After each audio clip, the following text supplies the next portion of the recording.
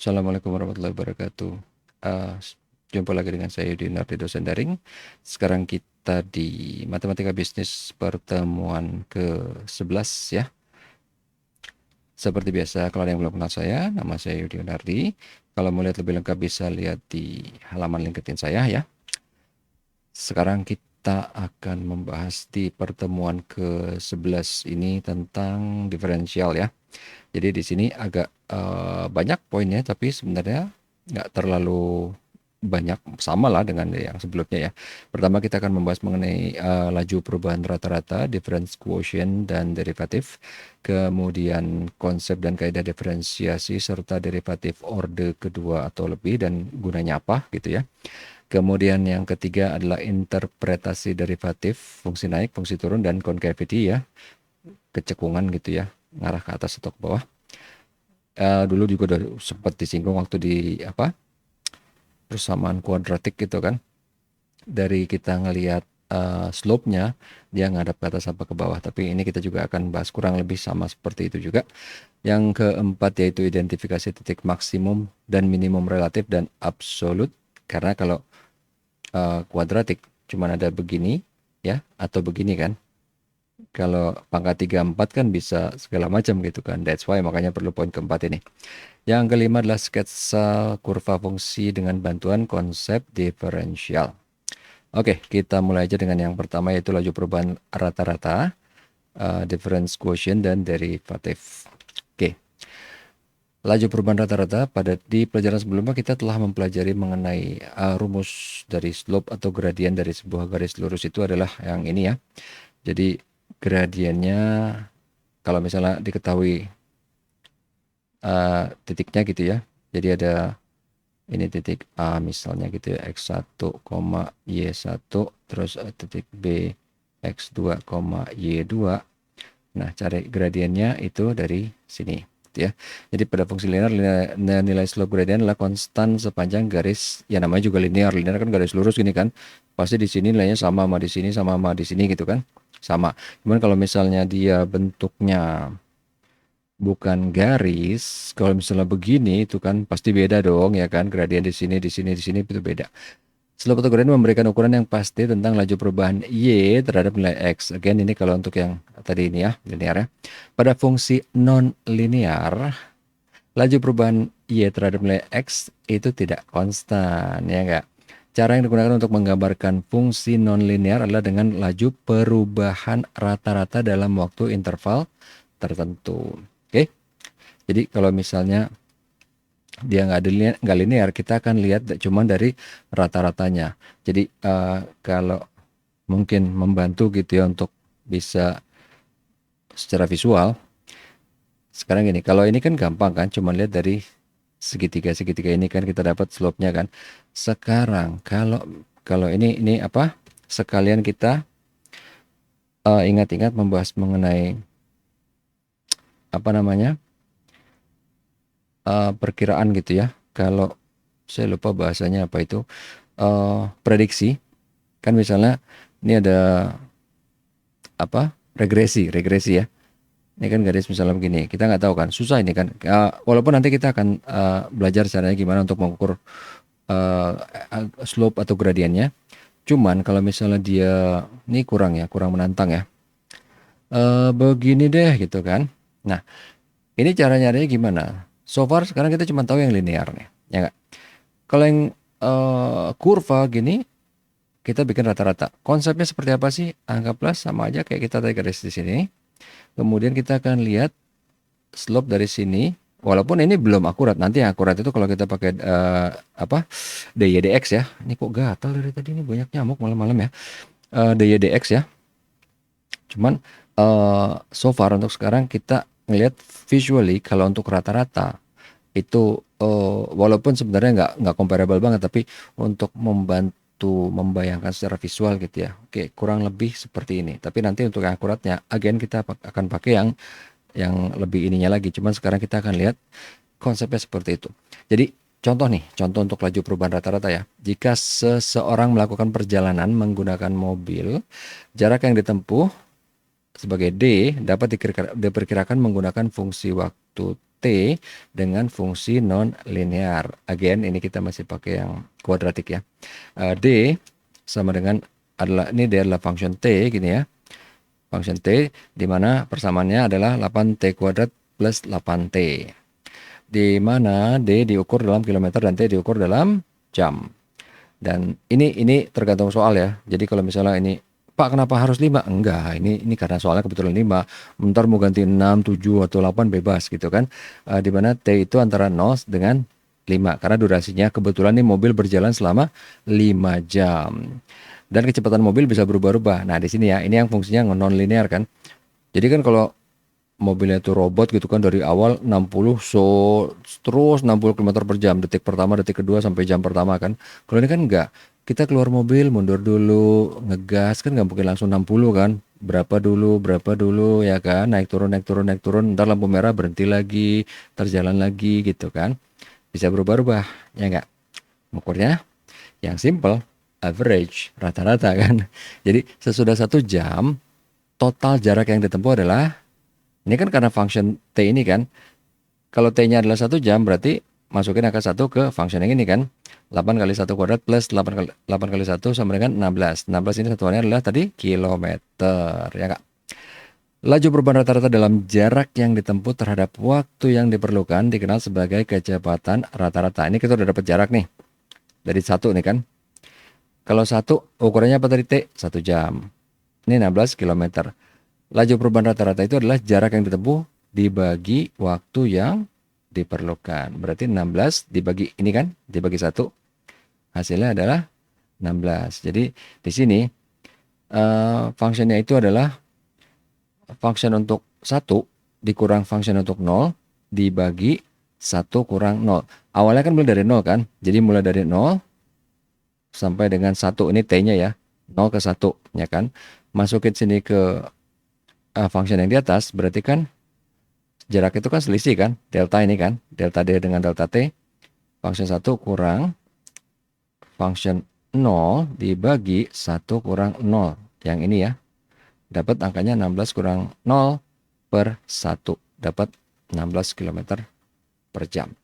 Oke, kemudian, ini kalau udah gatal di kuping, digaruk susah kan, nggak tahu nih apa nyamuknya balik lagi atau masih yang tadi gatalnya. Sudahlah. Jarak yang ditempuh pada akhir jam kedua adalah, masukin nilai F-nya ke sini ya. Berarti 8 kali 2 kuadrat tambah 8 kali 2 sama dengan 48 km. Jarak yang ditempuh selama 2 jam adalah delta D-nya ya. Berarti ini kan akhir jam kedua segini. Selama 2 jam berarti di F2 dikurang F1. Jadi tadi kan 48 nih. Sementara sebelumnya tadi di sini F1 berapa? 16 ya kan. 16. Jadi 48 dikurang 16 jadi jarak yang ditempuh selama 2 jam, selama jam kedua. Jam kedua aja ya. Jadi ini bedain. Wah, ini belum jadi pulpen. Jadi bedain misalnya nih, ini dari 0, ini ke jam pertama ya. Ini ke jam kedua. Jadi jarak yang ditempuh pada akhir jam kedua berarti semuanya dong, ya kan? Jarak yang ditempuh selama jam kedua berarti yang ini aja. Selama jam kedua, that's why makanya kan kurang dari 48 kan? 32. Dapatnya dari mana? Tadi 48 yang di jam kedua, selama jam kedua 48 dikurangi selama jam pertama adalah 16 kan? Itu nyamuknya kelihatan loh.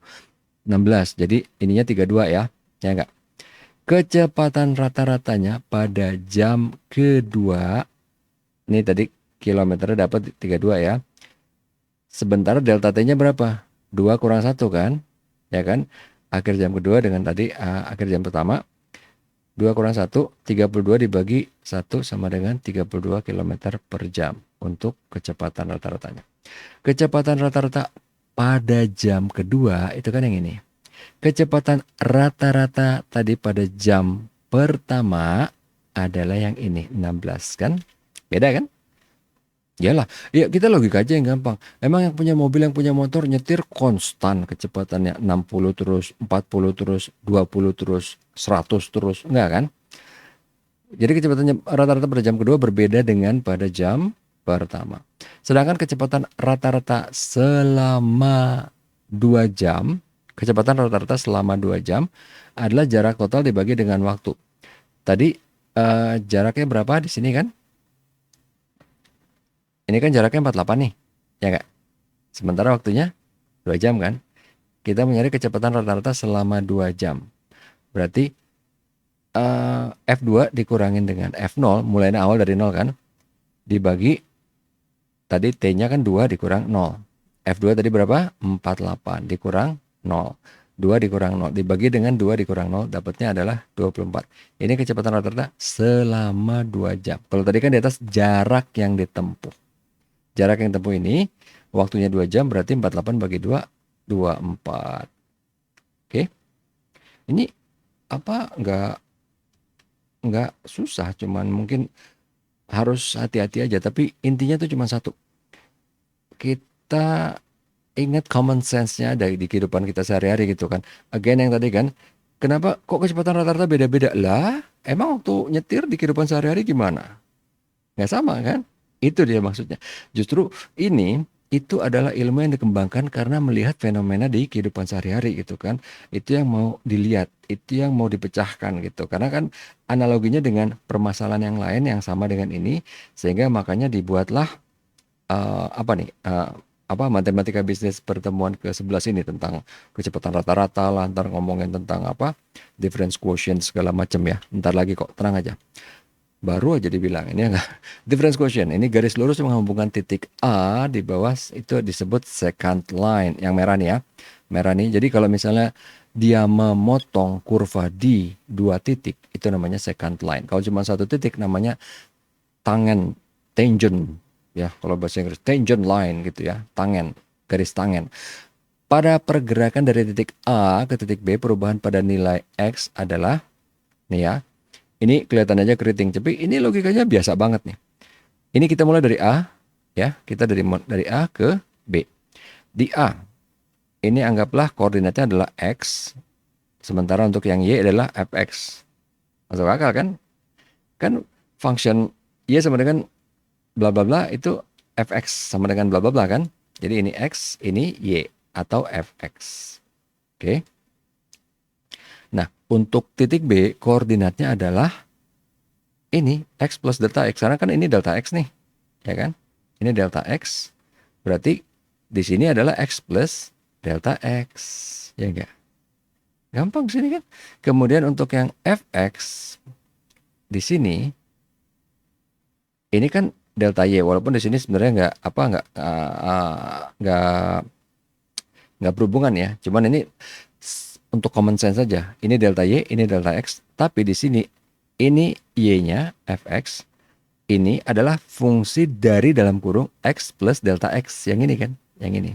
Ini sebenarnya nggak kepake sih. Ini cuma nunjukin aja bahwa ini ada delta, ini ada delta. Tapi delta yang di sini direpresent sebagai yang ini kan. Ini. Kesini nih. Oke. F dalam kurung X plus delta X. Oke. Udah dapat nih. Berarti koordinatnya X, Y kan adalah untuk yang titik B. X plus delta X, Y-nya adalah F dalam kurung X plus delta X. Yang ini ya. Nah, kemudian sedangkan perubahan pada nilai Y adalah perubahan pada nilai itu yang mana nih? Yang ini kan. Untuk yang di atas nih, fx plus delta x dikurang fx nih kan. Delta y ini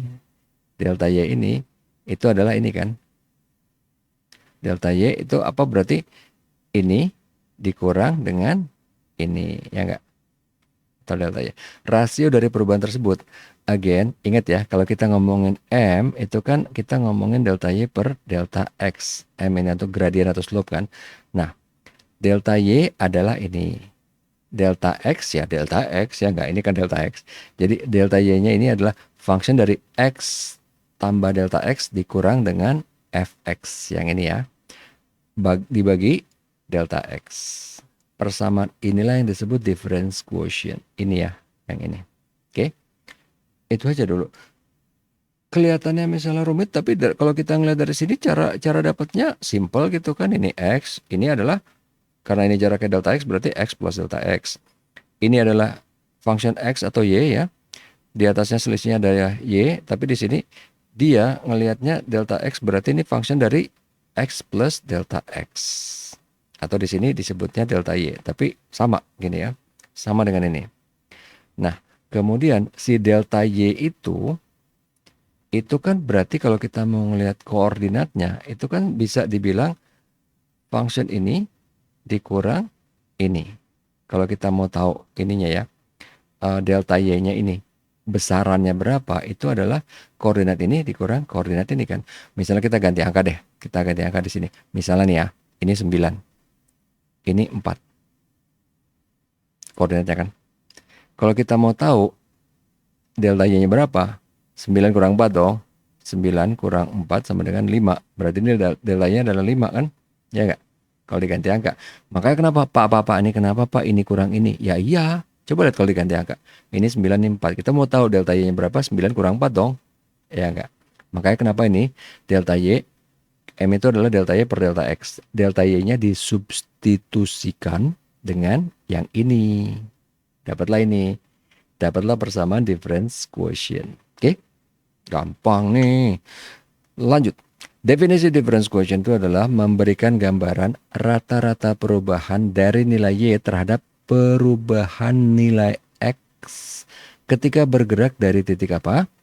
Dari titik awal yang A tadi ya, X, Fx ke titik X plus delta X, function dari dalam kurung X plus delta X. Ini tadi A ke B ya, titik A ke titik B. Lihat nih, ingat kan? Titik A koordinatnya adalah X, Fx. Titik B koordinatnya adalah X plus delta X, F dalam kurung X plus delta X. Yang ini nih. Ini loh. Cut. Nah. Oke. Ini udah ya. Slope atau gradien dari secant line yang menghubungkan dua titik. Jadi itu tadi kan kita ngomongin M ya. M. Ini kan M nih, slope gradient. Slope gradient yang mana? Yang ini. Nih, yang ini nih. Ya enggak? Yang ini dua. Oke? Gitu. Ini nggak apa-apa, sengaja saya nggak ganti pen. Karena kalau kita, ini saya angkat berarti langsung pindah slide kan. Tara! Pas, otomatis. Oke, karena udah balik lagi ke sini, kita langsung lanjut. Contoh si difference quotient kayak gimana? Carilah difference quotient dari fungsi fx itu adalah x kuadrat yang ini ya. Jawab. Delta x per delta x. Delta y per delta x. Itu kan m, ini kan rumus dari slope atau gradient kan? Nih. Ini apa tadi? Difference quotient, ingat? Ini yang difference quotient kan? F dalam kurung X plus delta X kurang Fx bagi delta X. Nah, ini kan, ini dianggap, nih X, ini kan fungsi X kuadrat nih. Ini kan Fx sama dengan X kuadrat. Nah, ini dikuadratin. Ini kan dianggap sebagai satu gerombolan ya. Dikuadratin, kemudian Fx itu kan X delta X kuadrat. Ini dikuadratin, terus kemudian dikurang dengan X kuadrat. Sehingga ini begitu dikuadratin kan X kuadrat plus 2 kali X delta X yang ini ya. Kemudian ditambah dengan delta X kuadrat. Dikurang dengan yang ini nggak berubah ya. Belum berubah. Masih di sini. Nah, ini kemudian ini habis nih kan. Ini dengan dia. Sehingga sisanya adalah 2X delta X plus delta X kuadrat dibagi delta X. Ini bisa dihilangin semua kan, mengandung elemen delta X nih kan. Delta X, ini delta X, delta X. Jadi hasilnya adalah 2X plus delta X saja. Karena kan sini delta X ada 2, ada kuadrat, diambil 1, tinggal 1. Ya enggak? Carilah slope gradient dari kedua titik. Nah ini pertanyaan berikutnya nih ya. A min 2,4 dan B 3,9 menggunakan rumus 2 titik. Ini ya. Ini caranya itu pakai dari sini. Kita mulai slope gradiennya nih kan. Dari mana? Kita masukin fungsinya X yang ini kan. X2 kurang X1. Ini kan F3 dikurang function dari min 2 yang ini. Udah, nih tinggal masukin tadi ke rumus yang mana? Ke rumus yang ini, X kuadrat kan. Jadi 3 kuadrat dikurang min 2 kuadrat. 9 kurang 4 sama dengan 5. Ini di bawahnya delta X-nya adalah, jadi yang atas delta Y kan. Yang bawah delta X-nya adalah 3 kurang min 2. Yang ini. Kalau ini kan Y-nya adalah function dari 3. Sementara X-nya adalah si X ini kan. 3 dikurang min 2. Kalau yang atas kan ini 3 kuadrat dikurang dengan min 2 kuadrat function dari ini. Hasilnya adalah 5/5 atau 1. Carilah slope atau gradient menggunakan difference quotient. Tadi kan ini pakai function yang ini. Kalau pakai difference quotient, tadi kan kita tahu nih, bla bla bla menggunakan difference quotient ini AX, fx dan B adalah X delta X, X plus delta X, function dari X plus delta X. Bisa ditulis sebagai X ini min 2, ya kan? Dan X plus delta X 3. Ini ya. X pertama min 2 kan? X kedua adalah 3. X kedua itu kan adalah X plus delta X kan? 3. Yang pertama min 2, yang kedua X-nya 3. Oke, ini udah ada persamaan sendiri nih kan? Nih sama ini. Sehingga ini min 2, X-nya kan min 2. Nah, ini substitusikan masuk ke sini nih. Ya kan? Min 2 plus delta X sama dengan 3. Ini kan X sama dengan min 2. Kemudian X plus delta X sama dengan 3. Ini kan, dari titik 2 titik ini. X yang min 2 masukin ke persamaan yang kedua nih. Sehingga dapat min 2 plus delta X sama dengan 3. Which is delta X sama dengan 5. Ini artinya ketika kita berpindah dari titik A ke titik B, nilai X telah bertambah 5 satuan. Untuk membuktikannya kita dapat memasukkan nilai tersebut ke persamaan di atas yang ini ya, yang 2X plus delta X. Masukin angkanya, delta X sama dengan 5 kan? 2X plus delta X sama dengan X-nya kan min 2. Delta X-nya 5. Ini 2 kali min 2 tambah 5 sama dengan 1. Sama dong dengan ini, ya enggak? Ya enggak? Sama kan? Oke, terbukti. Lanjut. Sekarang bagian kedua adalah tentang konsep dan kaidah diferensiasi serta derivatif orde kedua atau lebih. Ya, gunanya apa nanti kita lihat. Gunanya turunan pertama, turunan kedua, segala macam gitu kan. Cuma sampai kedua sih, so far ya. Laju perubahan instan. Kalau tadi kan laju perubahan rata-rata kan. Sekarang laju perubahan instan. Kita akan membedakan antara laju perubahan rata-rata dan laju perubahan instan.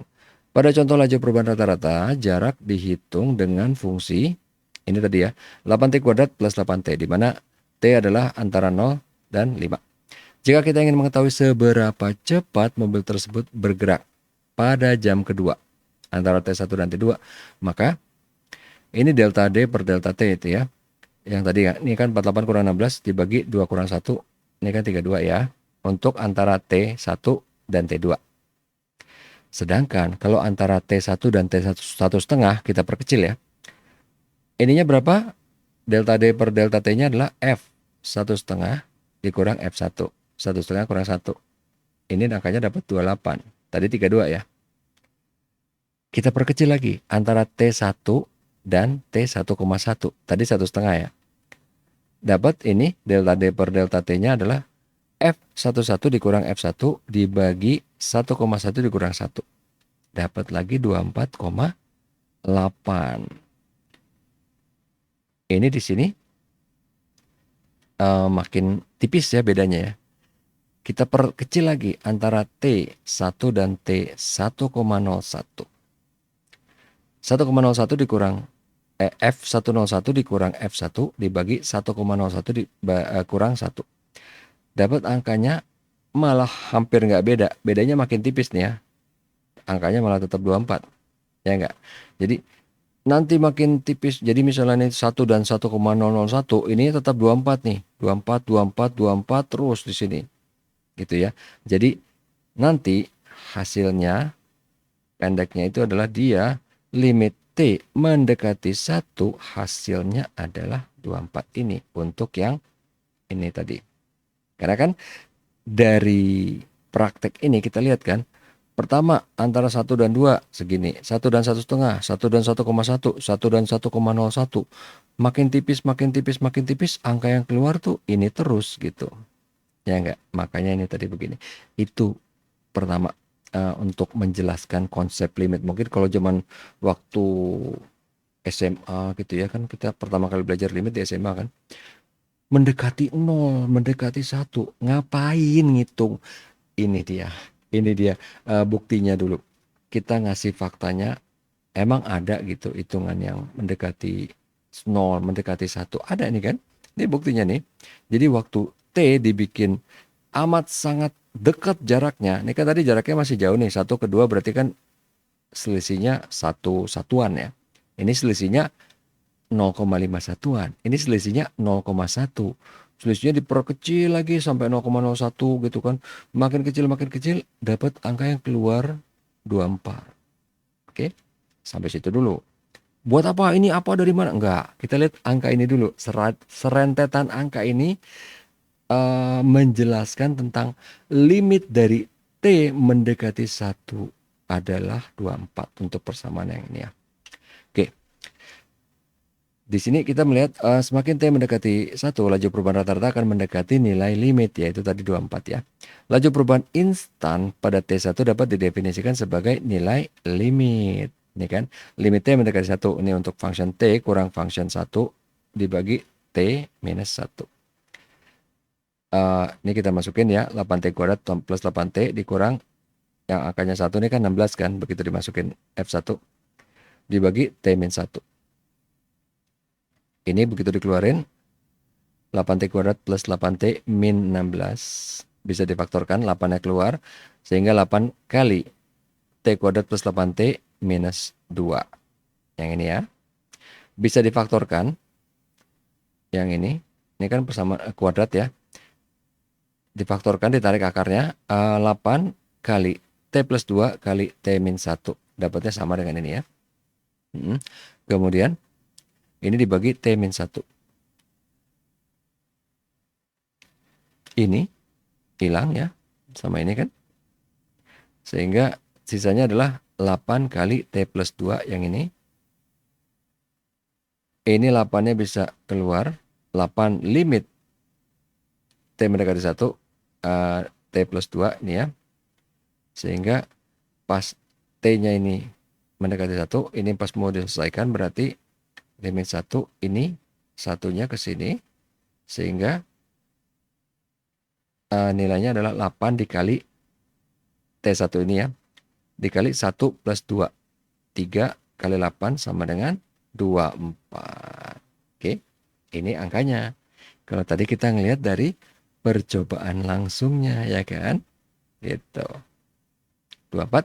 Jadi kecepatan instan pada T sama dengan 1 adalah 24. Laju perubahan rata-rata mengukur kecepatan pada interval waktu. Sedangkan kecepatan instan mengukur kecepatan pada satu titik waktu tertentu. Ini kalau kemarin karena sama anak akuntansi saya bilang tinggal bedanya antara balance sheet sama income statement, ya kan? Kalau income statement itu ngelihat pada jarak rentang waktu tertentu kan, interval kan. Kalau balance sheet dia ngelihat pada satu titik tertentu kan. Nih ya, instan tuh balance sheetnya. Sedangkan rata-rata ini adalah income statementnya. Yaitu kalau yang bukan akuntansi ya udah nggak usah didengerin karena kan malah tambah bingung kan. Ini karena kemarin kebetulan kelasnya akuntansi kan malah lebih gampang gitu kan mereka mencernanya dengan analogi ini. Oke. Nah, ini sebenarnya harusnya ada dua, ada satu lagi di sebelah sini cuman biar mempermudah aja ya, biar nggak ngeri ngelihatnya gitu ya, kebanyakan garis-garis kelihatannya kayak susah gitu, padahal nggak susah. Tangent line yang tadi nih kan, tangent line A adalah posisi limit dari secant line AB yang ini ya. Ini tangent line A, secant line AB. Saat poin B semakin mendekati titik A, nih ya ke bawah gini makin mendekati. Jadi dari AB ke AB aksen, ke AB aksen 2, ke AB aksen 3 yang ini. Jadi semakin ke bawah definisi slope dari kurva ini kan X sama dengan A adalah slope dari tangent line pada X A yang ini. Ini tangent line ya. Jadi ini tangent line, ini second line ya. Yang putih second line, yang biru ini tangent line. Jadi kalau kita pengen laut definisi slope dari kurva si X sama dengan A adalah slope dari tangent line. Jadi kalau kita pengen tahu untuk kurva ini nih, yang hitam agak gede ini, kalau ini kan hitam juga kan, tapi garis kan. Kalau kita pengen tahu slope-nya, gimana sih? Slope A, kalau garis kan gampang kan, delta Y per delta X. Kalau kurva, kita ngeliat dengan bantuan garis tangennya ini. Jadi slope kurva ini adalah slope dari tangen line pada X sama dengan A. Jadi kita nggak ngebahas slope yang di sini, di sini, di sini. Kita ngebahas slope-nya pas di sini, di kurva yang ini, sama dengan slope dari garis tangen ini. Oke, itu maksudnya. Pak, kalau pengen tahu slope yang di sini gimana? Ya bikinlah garis tangen satu lagi di sini misalnya gitu kan. Nah, jadi slope di titik, slope kurva di titik ini sama dengan slope garis tangen yang ini. Oke, gitu. Ya, nah kita lihat sekarang pakai cara kayak tadi nih. Ini X ya. Ini X plus delta X. Ini adalah Fx. Ini Fx plus delta X. Ini adalah delta Y. Kita ngeliat kayak pakai itu tadi difference quotient ya. Ini kan difference quotientnya. Kita melihat dari titik B ke C ke D ke E semakin mendekati titik A, aproksimasi slope menjadi semakin akurat makin ke sini ya. Jadi ketika delta X-nya, jadi misalnya ini makin mendekat ke sini nih, makin mendekat ke sini dari B ke C ke D, ini kan makin mendekat nih. Ntar mungkin ada lagi yang misalnya yang ini, yang ini, yang ini. Jadi dia makin dekat, makin dekat, makin dekat sehingga delta X-nya itu makin mendekati 0, makin akurat dia, kan? Sehingga tangent slope dapat dicari menggunakan limit delta X mendekati 0. Karena tadi kan, kalau yang ini, ingat tadi yang pakai angka ya, kan tadi hasilnya limit itu adalah 24 kan. Yang di sini tadi kan anggaplah saya lupa angkanya, masih 24,8, ntar ini 24, berapa ya, 2, ini 24,005 misalnya nih, ini angka ngaco aja ya, males ya bolak-balik lagi. Ntar kan makin ke sini, ini mungkin dia 24,0000 berapa, ini 24,0000 sampai akhirnya dapat 24 bulat. Kan dia bilang, dia ketika delta X makin mendekati 0, ini makin akurat sehingga gradient slope dapat dicari menggunakan limit dari difference quotient sebagai delta X mendekati 0. Itu maksudnya. Jadi dari fungsi Y sama dengan Fx ini derivatifnya dy dx-nya ini kan, kita dy dx dari yang di atas ini ya, dari yang di atas ini, limit delta X mendekati 0 yang ini dari Fx plus delta X kurang Fx dibagi delta X difference quotient yang ini. Jadi ditambahin ininya. Karena kita lihat bahwa delta X mendekati 0, aproksimasinya menjadi semakin akurat. That's why makanya Pak, ngapain ditambah-tambahin ini Pak? Si difference quotient-nya ini aja udah susah ngeliatnya kan? Enggak, kita justru kan karena kita mau kepastian kan dalam hidup ini. Kita pengen yang akurat dong, ya enggak? Ya kalau misalnya kalian nih nanya ke dosen, Pak nilai saya berapa? Ya nilai kamu antara 0 sampai 100. Ya kan? Sebal dong. Nilai kamu berapa? Nilai saya berapa? Ya antara A sampai E. Kan? Enggak dong. Kita pengen tahu berapa pastinya. Itu dia kenapa. Pak rese banget ngapain dipakein limit delta X mendekati 0. Karena kita pengen yang akurat. Itu maksudnya. Oke. Lanjut. Contoh derivatif nih ya. Carilah derivatif dari fungsi fx min 5x plus 9. Nih kan. Kita lihat difference quotient-nya dari delta y per delta x yang tadi ini ya. Difference quotient kan. Function dari x plus delta x kurang fx per delta x. Tinggal masukin nih. X-nya berapa? Ini kan. Ini x plus. Jadi min 5 ya kan. Dari X plus delta X plus 9 ini kan. Ini tinggal kita masukin ke sini. Jadi min 5-nya yang dari sini nih kan. Ini 9-nya. X-nya diganti X plus delta X. Dikurang dengan Fx biasa yang ini ya. Yang ini nih. Ini kan ini biasa sama persis kayak ini kan. Oke. Dikurang ini. dibagi delta X. Dikeluarin, ini kan 5X minus 5 delta X nih kan. Terus apa? Plus 9. Ini kan, ini dia nggak dikali dengan 5 kan. Ini plus 9 biasa kan. Ini plus 9, ini adalah minus 9. Ini coret habis. Ini juga habis. Sisalah min 5 delta X per delta X. Ini coret-coret, dapatlah hasilnya minus 5. Derivatif adalah limit dari difference quotientnya. Yang tadi nih ya, limit delta X mendekati 0, minus 5 adalah minus 5. Jadi difference quotientnya dari limit delta X mendekati 0 dari minus 5 adalah minus 5. Oke. Kemudian, carilah derivatif dari fungsi fx dari si x kuadrat. Sama kayak tadi ya, kita pakai yang ini, variable delta x, difference quotientnya adalah fx plus delta x dikurang fx dibagi delta x.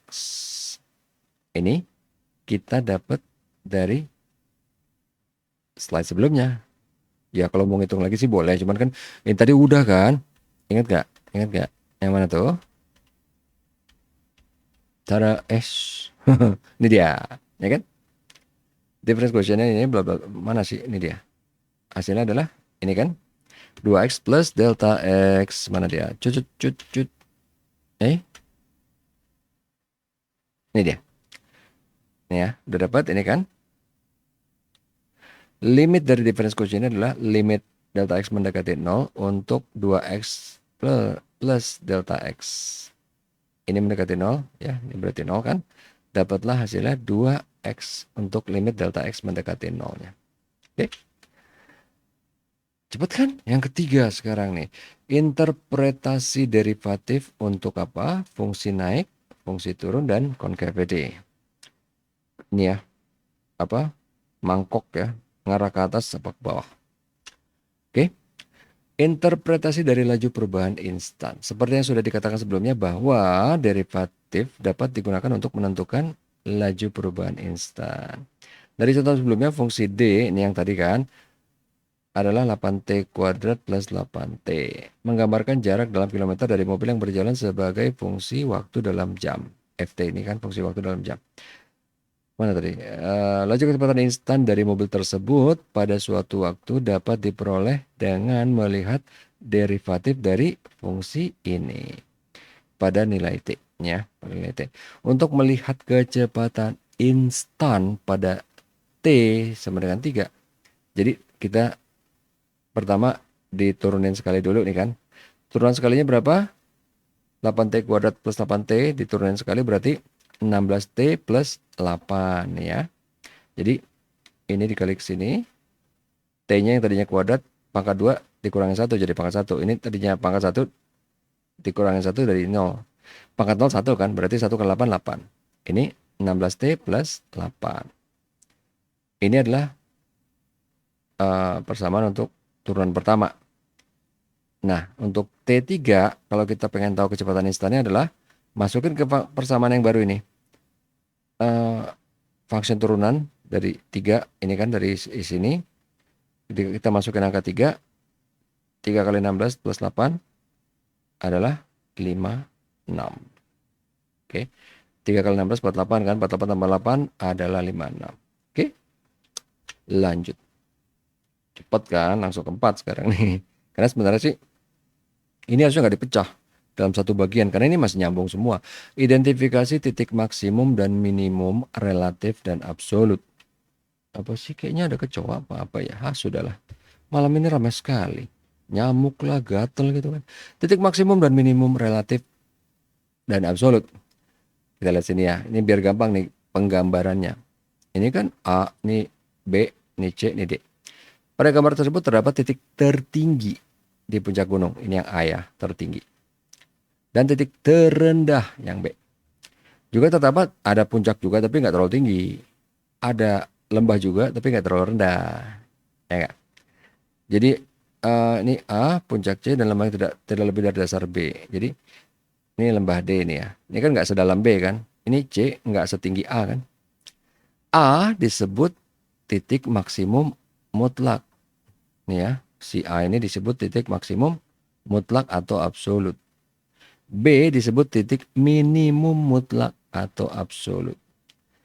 C disebut titik maksimum relatif. Ini yang mutlak, ini yang relatif. Ini yang mutlak, ini yang relatif. Titik D disebut titik minimum relatif. Gitu doang.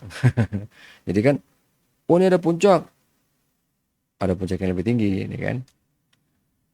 C, berarti ini maksimum relatif. Ini maksimum absolut, ya kan. Oke, sama dengan ke bawah ini juga. Ini minimum relatif. Ini minimum absolut. Ini abs max. Ini abs min ya. Tuh. Oke. Udah kan? Itu doang.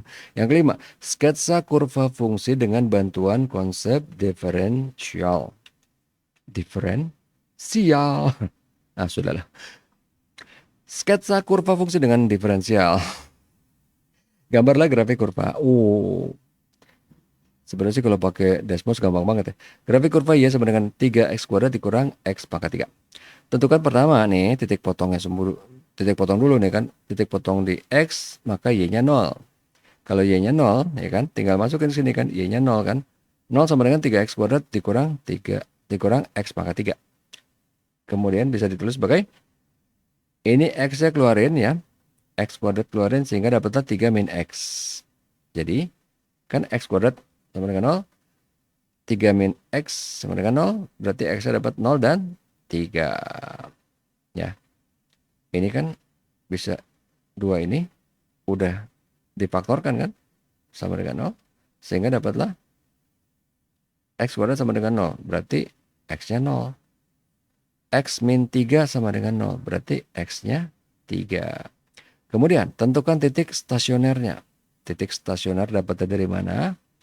Dengan pertama diturunin sekali dulu yang ini. Jadi 3 berarti 6x kurang 3x kuadrat. Dapat fungsi baru. Kemudian turunin lagi kedua. Nanti kita jelasin. Nanti saya jelasin gunanya buat apa. Ini turunan pertama. Turunin lagi yang kedua. Ya, berarti 6 minus 6x. Ada 2 ya. Ada 2 fungsi baru, turunan pertama dan kedua. Syarat stasioner adalah turunan pertama sama dengan 0. Ini ya, turunan pertama 0 sama dengan 6x minus 3x kuadrat. Bisa ditulis sebagai, ini dikeluarin ya, 3x dalam kurung 2 min x. Ini sama nih kan, 3x-nya keluarin. Ya kan, 3x sama dengan ini 2 kurang x. Sehingga 3x sama dengan 0, x-nya sama dengan 0. 2 min x sama dengan 0, x-nya sama dengan 2. Oke. Udah dapat x-nya, kita cari y-nya. Nih, function 0. Kita masukin ya, angka 0 nih kan. Ini kan x-nya 0 kan. Masukin ke yang ini nih. Yang ori, fungsi yang ori. 3 kali 0 kuadrat kurang 0 pangkat 3. Sama dengan 0. Untuk yang, kan ada 2. Nah, sama yang x sama dengan 2 kan. Kalau 2 berarti 3 kali 2 kuadrat kurang 2 pangkat 3. Dapat angkanya 4. Berarti titik stasionernya adalah 0, 0, 2, 4. Ini ya, 0, 0, 2, 4. Oke. Nah, kemudian turunan kedua buat apa? Turunan kedua, kita masukin angka dari titik ini tadi ya. 0 dan 2 ini ya. 0 dan 2 ya, x-nya ya kita masukin. Turunan kedua untuk yang 0 berarti 6 kurang 6 kali 0. Turunan kedua ingat ya, persamaannya yang ini kan, 6 min 6x ya. Masukin dapat angkanya ini, 6, positif. Kalau turunan kedua positif itu artinya jenisnya minimum. Itu gunanya turunan kedua. Jadi kalau turunan kedua ini angkanya kita masukin yang angka 2. Ini kan titiknya adalah 0,2 nih kan. Untuk yang 2 kita masukin 6 kurang 6 kali 2 sama dengan negatif. Jenisnya adalah maksimum. Jadi untuk yang 0,0 adalah titik balik minimum yang ini. Ya. Sedangkan yang 2, ini yang 2,4 ini adalah titik balik maksimum yang ini. Oke. Jadi tadi kita udah tahu di sini kan, ini stasioner nih kan. Titik stasioner ada di 2 titik ini kan, 00 dan 24. Tapi kan kita nggak tahu mangkok ke bawah, mangkok ke atas ya kan. Apalagi kalau ada yang ntar belok atau apa segala macam kan, kita belum. Nanti habis ini tenang aja. Jadi di sini kita tahu di dua titik ini, which is dua titik adalah apa, titik stasioner, yang arah kemana nih? Oh ini mangkok atas, oh ini mangkok bawah. Dari mana? Lihat dari turunan kedua. Kalau positif, jenisnya minimum, mangkok ke atas. Kalau negatif, maksimum, mangkok ke bawah. Itu dia. Oke, lanjut. Oke, kita nggak usah take break. Lanjut langsung ke praktikum. Praktikum. Jika seseorang melakukan perjalanan menggunakan mobil, jarak yang ditempuh dapat diperkirakan menggunakan fungsi ini kan. Dari 8T kuadrat plus 8T. Kalau tadi kan dicari berapa jam. Nah sekarang kita langsung nih. Berapa kecepatan rata-rata selama 5 jam. Tinggal masukin ke F5 ini ya. Ke function yang di atas. Dapat 8 kali 5 kuadrat plus 8 kali 5 sama dengan 240. Ini kan baru jaraknya kan. Ini baru kilometernya kan. Kemudian waktunya berapa? 5 jam. Mulai dari 0 kan. 5 kurang 0. Ini F5 kurang F0. Dapat 240 kurang 0. Dibagi 5. Dapatlah kecepatan rata-rata selama 5 jam. Selama 5 jam ya, bukan di jam kelima ya. Selama 5 jam adalah 48 km per jam. Oke. Jarak yang ditempuh pada akhir jam kedua ya, selama 2 jam ya. Jangan salah main di bawah, selama jam kedua. Ini selama 2 jam ya, di akhir jam kedua. Ini jam 0, jam 1, jam 2. Berarti ini kan including kan pada akhir jam kedua. Hati-hati nih ya, kalau ini selama jam kedua ya kan. Memang bahasa tuh suka bikin kepleset. Pada akhir jam kedua, including berarti ya, F2 ini 82 kali 2 kuadrat plus 82, ini 48 km jaraknya. Kalau yang di jam kedua aja, F2 dikurang F1, 48 dikurang 16 dapatlah 32 km. Oke. Kecepatan rata-rata pada jam kedua. Jadi kecepatan rata-rata pada jam kedua berbeda dengan jam pertama. Tadi udah kita lihat ya. Sedangkan kecepatan rata-rata selama 2 jam adalah jarak total dibagi dengan waktu. Tadi ya. Berarti tadi kan yang mana nih? Ini kan. Mana sih? Ini dia. 48 dibagi dengan, kok nggak kebuka? Curut. Nah. Ini F2 dikurang F0. Ya 48 kurang 0 dibagi 2 kurang 0. Dapatlah 48 dibagi 2, 24 km per jam. Selama 2 jam ini ya.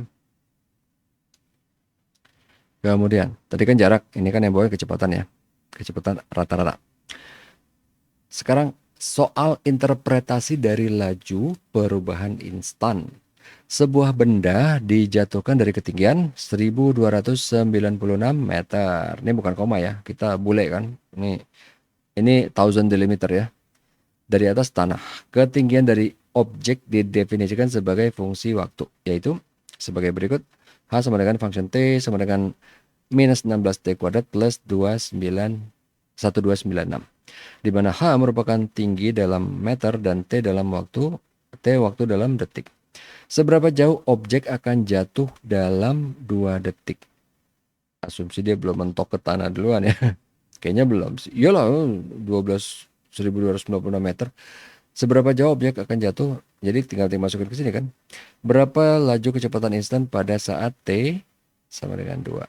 Again ini kita sebenarnya ingat kayak soal fisika, tapi ini kita menggabaikan masalah gesekan dengan molekul udara maupun gravitasi yang 9,8 meter per second kuadrat ya. Kita nggak pakai ini. Ini iyalah ini cuma matbis kan. Oke. Seberapa jauh objek akan jatuh dalam 2 detik, kemudian berapa laju kecepatan instan pada T sama dengan 2. Berapa kecepatan objek saat menyentuh tanah? Berarti ini pada saat H-nya 0 kan? Ya enggak? Jeger pas kena tanah, berarti jaraknya 0 dong. Ya kan? Kalau tadi kan ini kalau misalnya ada jarak, ini fungsinya adalah ini kan? Jarak ketemu berapa misalnya 10 meter, 100 meter, 1000 meter, 2000 meter. Nah kalau ini pas jedeng gitu, pas berarti kan pas hanya sama dengan 0 kan. Enggaknya udah gak ada jarak di antara kita ya enggak? Oke. Jawab, interpretasi dari laju perubahan instan. Perubahan ketinggian dalam 2 detik tinggal masukin tadi di sini ya. F2 dikurang F0 dapat ini angkanya begitu dimasukin ya, minus 64 plus 1296 dikurang 1296. Ini kan, karena kan tadi fungsinya apa sih? Ini loh, ini kan 16t kuadrat plus 296.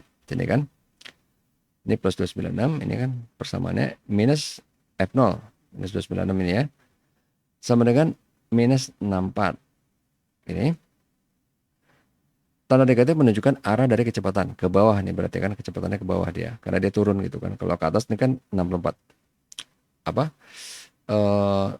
Arah. Ini tadi hasil dalam apa sih, kan T dalam detik, M dalam meter ya, meter. Kemudian fungsi turunan pertama dari si T itu adalah ini ya, minus 32T. Karena kan fungsinya ini nih. Berarti 2 kali minus 16 minus 32, T-nya 1. Berarti minus 32T. Sehingga kita masukkan angka 2, ini adalah minus 32 kali 2 sama dengan 64. Kalau tadi kita nyari di pertanyaan kedua adalah seberapa laju kecepatan instan pada T2. Ingat, laju kecepatan instan pada fungsinya turunin sekali ya. Terus masukin angka 2-nya. Kemudian yang C, untuk mengetahui kecepatan pada saat menyentuh tanah, kita harus mengetahui kapan dia menyentuh tanah. Objek akan menyentuh tanah pada saat ketika H-nya 0 kan? Ketika tidak ada jarak di antara kita, ya enggak? Masukin persamaannya minus 16t kuadrat plus 296 sama dengan 0. Ini kan berarti bisa pindah ke sini kan? 16, berarti 16t kuadrat sama dengan 296. 16t kuadrat sama dengan 1296. T kuadrat sama dengan 1296 per 16, which is 81. T kuadrat sama dengan 81, T-nya sama dengan 9. Diturunin sekali, ya, minus 32T. Masukin angkanya, T9 ini, supaya kita pengen tahu pada kecepatan berapa kan. Masukin angka 9, sehingga dapatlah kecepatannya adalah minus 32 kali 9, minus 288 meter per detik. Oke, lanjut. Sketsa kurva fungsi dengan diferensial. Gambarlah grafik kurva dari Y sama dengan X pangkat 4 dikurang 4X pangkat 3. Kayak tadi ya. Cari titik potong X dulu, di mana Y-nya sama dengan 0. Jadi masukin ke sini. 0 sama dengan X pangkat 4 dikurang 4X pangkat 3. Bisa ditulis sebagai, ini X, yang X pangkat 3 dikeluarin ya. X pangkat 3 dikali X min 4. X pangkat 3 sama dengan 0, X-nya sama dengan 0. X min 4 sama dengan 0, X-nya sama dengan 4. Kemudian udah dapat nih. Sekarang kita cari titik stasioner dengan memanfaatkan turunan pertama. Ini diturunin sekali ya, berarti 4X dikurang 12X pangkat 2. Dan turunan kedua, nanti untuk lihat dia arah concavity-nya kemana, atau jenisnya apa. Turunan kedua dari sini berarti 12X pangkat 2 dikurang 24. Ini kan 24X ya. Syarat stasioner adalah turunan pertama sama dengan 0. Yang ini 0 sama dengan 4 kali X pangkat 3 dikurang 12X pangkat 2. Bisa ditulis sebagai, ini kita tarik akarnya ya, yang 4X kuadrat. 4X kuadrat dikali X min 3. Berarti 4X kuadrat sama dengan 0. X-nya sama dengan 0. X min 3 sama dengan 0. X-nya sama dengan 3. Masukin lagi ke fungsi yang di atas ini. Untuk angka 0 dan 3. F0 sama dengan 0 pangkat 4 dikurang 4 kali 0 pangkat. Ya udahlah, ini 0 sih. F yang 3. 3 pangkat 4 dikurang 4 kali 3 pangkat 3 dapatnya minus 27. Titik stasioner adalah 0,03,27. Stasionernya ya. Belum tahu kita atas bawahnya. Kita nentuin atas bawahnya pakai turunan kedua. Tadi kan angka 0, 12 kali 0 kuadrat kurang 24, ini 0. Kemudian untuk turunan kedua yang angka 3, 12 kali 3 kuadrat dikurang 24 kali 3 sama dengan 36. Pak, tadi kan positif apa negatif? Kalau 0 apa maksudnya? Kalau 0 ini artinya bukan minimum atau maksimum, tapi titik belok. Kalau yang 3 ini positif minimum, udah tadi kan. Lihat nih titik 0. Dia bukan minimum, bukan maksimum. Dia pas lagi belok ini. Cut. Ya enggak. Dari tadinya bawah mau ke atas. Gitu. Ya, titik belok. Kalau yang ini yang koordinat 3 nih positif karena dia positif minimum. Ini minimum ya, minimum. Ini kan? Oke. Udah deh kita nggak ada kuis-kuisan lah kalau di YouTube ya nggak. Ini udah selesai pertemuan ke-11 ini. Oke, mudah-mudahan bermanfaat. Sampai ketemu lagi nanti di pertemuan ke-12. Assalamualaikum warahmatullahi wabarakatuh. Tetap sehat dan tetap semangat. Hap, Discord.